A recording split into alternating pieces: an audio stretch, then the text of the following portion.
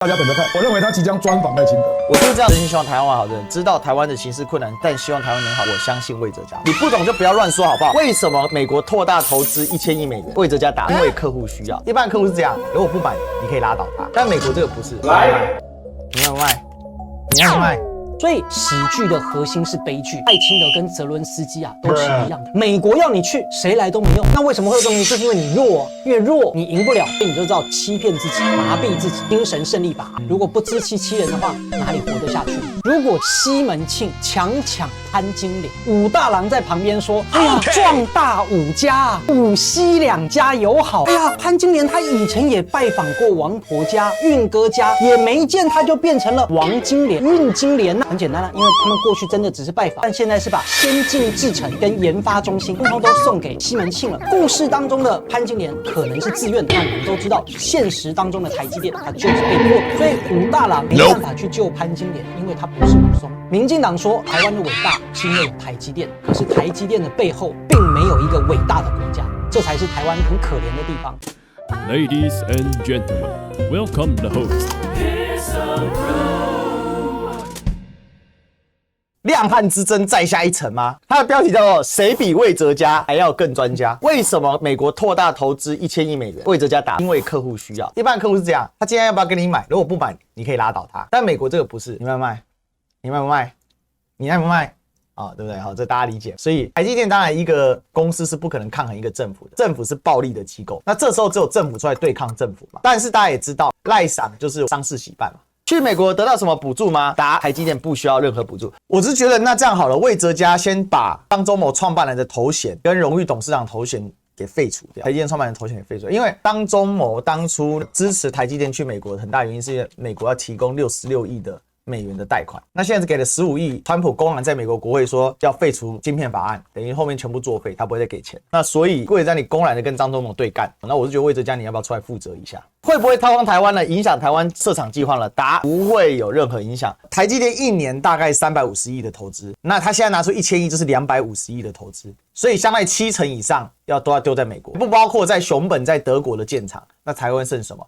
我看亮哥他说，每一个地方都减一场，所以魏哲家这就公然说谎被参嘛？会不会有技术转移，台湾失去优势呢？答：台湾才是技术开发的源头，这个叫做问 A 答 B 啦。就会不会技术转移，你就说会或不会。那你说台湾是技术开发源头，这不就是闪躲答案吗？再来汉哥的评论，台积电扩大投资美国当天就传出业界盛传南部3座厂恐怕飞了。昨天魏哲家直接回击，完全不受影响。一堆专家们说这些钱拿去美国了，台湾的就业资本不足，怎么可能不影响？魏董说台积电市场太大了，需求远远超过大家想象，美国的厂为了客户需求扩大，台湾的11个产线完全不受影响，技术跟留台湾。该问的都问了，该打的都打了。身为台积电董事长魏哲家自信这是正确决定，一堆反对意见质疑这个不信那个，我就问哪一位专家自认比魏哲家更专家？那专家对议题看好或看坏都是出自专业的分析，如果一味看衰或带有情绪的唱衰，就单纯希望诅咒某人某事不会成功，不会好，这不叫专业。我就是这样的人，真心希望台湾好的人知道台湾的形势困难，但希望台湾能好，台湾能赢，就算情势险峻也没有放弃过希望，因为我们只是有一个台湾，我相信魏哲家，所以因为他支持我，他相信魏哲家，所以魏哲家看法基于黄伟汉看法。那针对这件事情，亮哥痛批了，我就看黄伟汉在那边乱讲乱说，台积电去美国是好几年以后事，你不懂就不要乱说好不好？台积电支出的今年1月是400万美元，其中有300万要去投资美国，你黄伟汉在那边鬼扯什么是很久以后的事？高雄本来要盖3个，现在减1个；嘉义本来要盖4个，现在减2个，台湾的战略价值必然下降。没有，还是先强调，就是这个是先前的传闻。不过昨天魏哲家是出来说没有，魏哲家是讲说不会。那但是到底会不会？不知道，因为他说谁比魏哲家更专家？没错，可是魏哲家的利益跟台湾的利益是一致的吗？魏哲家要或者魏哲家想跟我们现在所担忧的人所想的是同一件事吗？不一样。如果今天西门庆强抢潘金莲，武大郎在旁边说：“哎呀，这个就是壮大武家啊，武西两家友好啊，哇，潘金莲去的对啊，这是帮武大郎家争光啊。”当你看到西门庆搂着潘金莲就在西门家的闺房的时候，武大郎说：“好，这就是立足武家，布局西门家，光大大宋朝。”那请问一下，谁比潘金莲更懂潘金莲呢？没有啊，潘金莲做的有错吗？潘金莲争取取的是自己的利益啊。哎呀，潘金莲她以前也拜访过王婆家啊，也拜访过另外一个小角色叫做运哥家，也没见她就变成了王金莲或者是运金莲呐。很简单啦，因为他们过去真的只是拜访，但现在是把先进制程跟研发中心通通都送给西门庆了。不一样，不一样，为什么呢？因为根还是留在武大家嘛，对不对？潘金莲晚上还是可以来陪武大郎喂药啊、睡觉啊，根留武大没有错啊。白天本来武大郎去卖炊饼的时候，你也见不到潘金莲啊。对，潘金莲早上、中午、晚上的时候去西门家，怎么了吗？根留武大家，你武大家有什么好不满意的呢？所以武大郎干嘛？他就告诉大家，武西两家友好，光荣的潘金莲送给西门庆，了不起。那我们来思考一下背后的逻辑啊，你就知道现在各种的在帮民进党护航，在帮民进党吹的，你就套用西门庆跟潘金莲的故事就对了。故事当中的潘金莲可能是自愿的，但我们都知道现实当中的台积电它就是被迫的。张忠谋早就讲说赴美生产成本增加 50%， 刘德英说先进制程赴美成本要至少赔掉数百亿美元。2019年当时呢纽约时报报道，就是五角大厦希望要把台积电赴美生产。2022年12月彭博新闻社报道，也是五角大厦要求商务部立刻要台积电扩大赴美生产。结果现在呢，赖清德啦、霍威哲家他们只能讲一句，没有来到美方的任何压力。当然我能够理解为什么要这么说，赖清德总不能在公开的记者会上说对，就是美国强。所以武大郎为什么他要讲说，哎呀，今年去得好，因为他不是武松，他打不过西门庆，因为他不是武松，他打不过西门庆，他只能够干嘛？只能够自我安慰、自我欺骗，精神胜利法。潘金莲去一定是为了要照顾我，潘金莲去一定是对我好的，只是我不知道。精神胜利法为啥呢？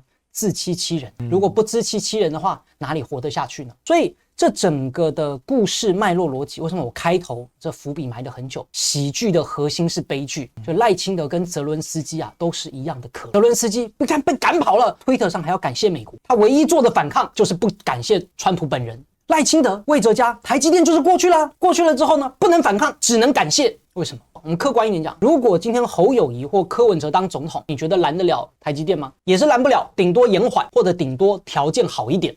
但本质还是要过去的，因为美国要你去，谁来都没用，谁拦都没用。全世界没几个国家挡住美国了，对，这也是事实。所以武大郎没办法去救潘金莲，因为他不是武松。民进党说台湾的伟大是因为有台积电，可是台积电的背后并没有一个伟大的国家。这才是台湾很可怜的地方。就是说骂赖清德，当然啦，一方面抨击他软弱啦、无力啦，但这个软弱也不是他一个人的软弱啊，国小则位卑嘛，没法度啊，泽伦斯基啊软弱啊，再怎么软弱也没用，因为国家实力决定一切，就是因为台积电的背后没有一个伟大的祖国。所以在你的看法，武松就是伟大的祖国？台湾没有啊，台积电没有啊，这不是台积电没有，就都没有啊。那未来呢？如果民进党继续执政，那民进党在谈判桌上被卖掉，这个到时候美国跟中国大陆谈好被卖掉，这也是合情合理的。武大郎就把武松给赶走，武松说：“哥哥，我来保护你。”他说：“滚，滚，你要和我家产。”武松跟武大郎已经吵翻了，那就没救了。武松带着这个老虎说：“哎呀，哥哥，我们一起来分这老虎肉吧。”武大郎说：“滚，你是不是要占我家媳妇便宜？”我觉得黄伟汉他前一篇讲才是真的心声，他写一篇不然要怎样，什么意思呢？就是说啊，不卖给美国，不然要怎样，就已经讲出最核心的本质了，就是你没得争啊，你没得反对啊。那为什么会有这种东西？就是因为你弱啊，因为弱你赢不了，所以你就知道欺骗自己，麻痹自己，精神胜利法 RQ 精神，编造一个幻想啊，对吧？这个我一定是很好的啊，因为你没有办法承认自己弱，你没有办法承认台湾输，你没有办法承认民进党执政不够给力，所以你人没有办法面对现实的时候，只好自己编织一个谎言，一厢情愿的幻想自己是很棒的、很了不起的，就是 RQ。所以要么就是 RQ， 要么就是第一个就是说，我们看到的这是实力原则，对你没办法，所以怎么办？只好 RQ。那像我们这种是怎么样？我们看到实力了，所以我们选择唾弃 RQ， 没救了。这个政府，所以这个政府把自己害死啊。然后当然亮哥还是有针对就是伟汉哥这一系列行为啊，他说黄伟汉可能即将专访赖清德，这不我讲了，我们有影片哦。赖野党真是言我所信啊，令在下佩服不已。赖长赶快是皇长一个大位吧。我跟你讲啊，他可能即将专访赖清德了，所以现在不敢得罪赖清德了。这第一个，亮哥在民进党里面那么多好朋友，对不对？肯定有内线。对，这第一个嘛，所以他可以讲很恳切嘛。第二个，我率先预言又咋了？就像巴勇说，一定有个白网红会回击我。废话，钟明轩不回击，难道他是怎样？他是白痴吗？赖清德假设本来真的有这个专访，然后总统府刚才讲说，总统，他那个已经被人家讲破了呢，对不对？这样是不是很不好？如果你在过去的话，不就表示，黄伟汉先前讲的是不公道的吗？但简单来讲啦，我是觉得是这样啦，就是说意见看法不同，本来就是亮汉分手的一个根本原因嘛。那所以未来会看到更多这种亮汉互评的戏。不过我相信汉哥会比较保守啦，那亮哥呢会很敢评，毕竟谁亏于谁已经是一目了然的事情。